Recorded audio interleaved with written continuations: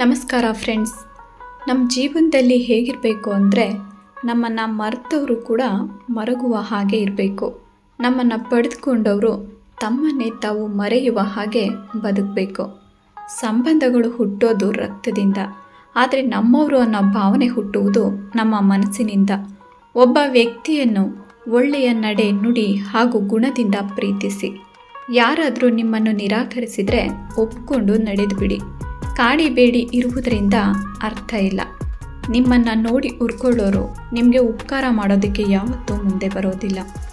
ಸಮಯ ಬಂದಾಗ ಪ್ರೀತಿ ಮತ್ತು ಬೆಂಬಲವನ್ನು ತೋರಿಸುವವರೊಂದಿಗೆ ಸ್ನೇಹ ಇಟ್ಟುಕೊಳ್ಳಿ, ಅವರ ಸ್ಥಾನವನ್ನು ತೋರಿಸುವವರೊಂದಿಗೆ ಅಲ್ಲ.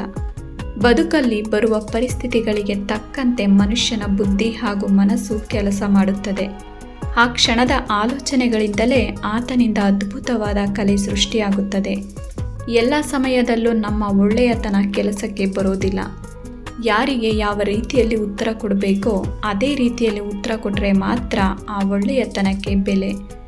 ಒಬ್ಬ ವ್ಯಕ್ತಿ ಹೇಗೆ ಅಂದರೆ, ಯಾರಿಂದಲಾದರೂ ಅನ್ಯಾಯ ಆದರೆ ಕೂಡಲೇ ಕರ್ಮದ ಬಗ್ಗೆ ಮಾತಾಡೋಕ್ಕೆ ಶುರು ಮಾಡ್ತಾನೆ.